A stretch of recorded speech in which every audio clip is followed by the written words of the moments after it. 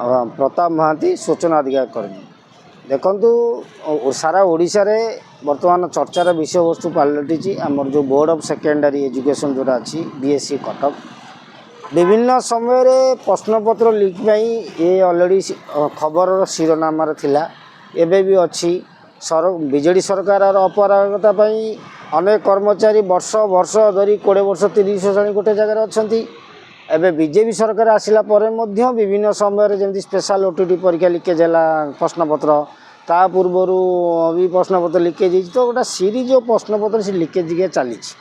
आपाई crime branch रे अभियोग है किसी लोक गिरफ होती तो जड़े दी जन सस्पेंड कराई सरकारी नियम कहूँ 24 घंटे अधिका जेल रही विदा करवा कथा किंतु एपर्यंत मात्र जो 7-8 जन जाइए 2 जन को सस्पेंड कराई बाकी क्या पदे कार्यानुष्ठान है ना से पार्ट को मुझे जाऊनी सब बड़ पार्ट है मु 2014-15 रु 2024-25 भितर जाना चाहिए बोर्ड रे एक्चुअली ऑडिट रिपोर्ट कौन अच्छी केते टंका कौ माध्यम आई कौ अधिकारी केते टंका आदाय कर आ चकित कला भाया तथ्य जहाँ मत मिली डिस्ट्रिक्ट लोकल फंड ऑडिट जो कटक जी अच्छी से तथ्य देती यदि आम सबूक डाटा को मिसेबा अराउंड 223 कोटी टंका रिकवरी करा 630 कर्मचारी मान जदियो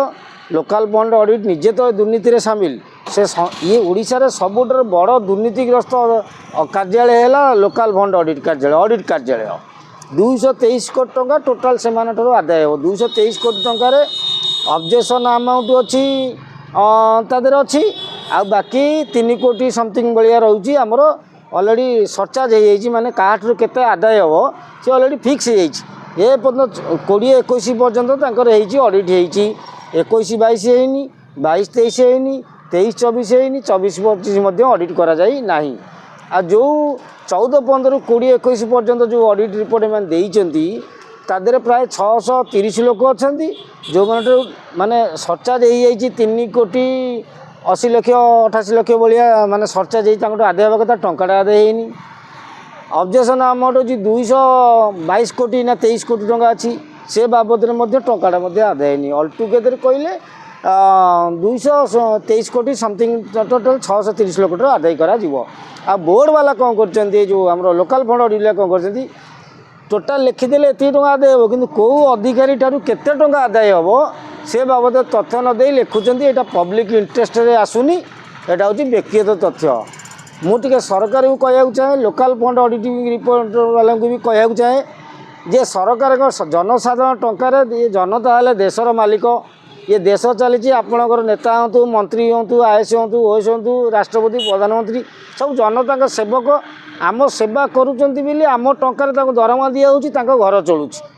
बोर्ड हूँ पब्लिक अनुष्ठान सर्वसाधारण टंकार भी बोर्ड चली तो बोर्डर 630 जन कर्मचारी 223 कोटी टका वर्ष वर्ष धरी माड़ी बसी खाई माने सरचार्ज रिपोर्ट हो आउ ऑब्जेक्शन आमठ उभय मिसला केमिति से माने ये केमिति पर्सनल डाटा होगला केमिति जनसाधारण जानवेनी तार उत्तर मोहन माझी देवे कि तार उत्तर मान्यवर मंत्री नित्यानंद गंड जे माध्यमिक शिक्षा मंत्री अच्छा इंटरेस्टिंग कथा हूँ बोर्ड रे कौटू प्रश्नपत्र छपा जाऊँगी केते टका खर्च होती से बाबद माध्यमिक शिक्षा परिषद पाखे कौन तथ्य नहीं सॉरी मिनिस्ट्री पाखे विभाग पाखे किसी तथ्य ना से आरटीआई में दे सारी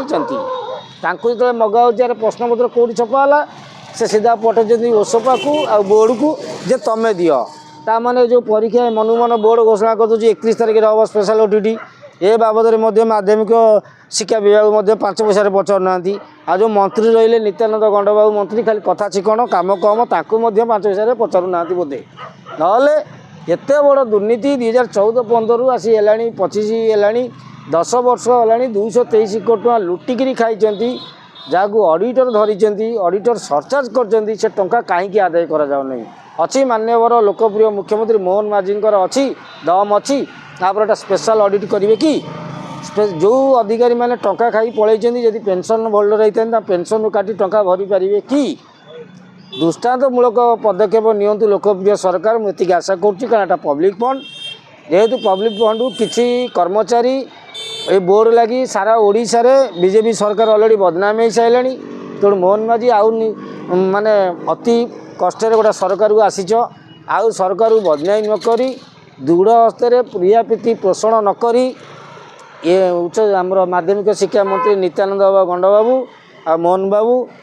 आमे पब्लिक हिसाब से आपको आउ थे अनुरोध करुचु आपण स्पेशल ऑडिट करातु 2024-25 वर्ष कहीं अधीन एडे बड़ जालिया संस्था बोर्ड संस्था एत जाली 223 कोटी टका अलरेडी हो जाऊँगी 20-21 ऑडिट बेलू आहरी 5 वर्ष ऑडिट अच्छी ये अमाउंट निश्चिंत 500 कोटी ऊर्ध्व टका हम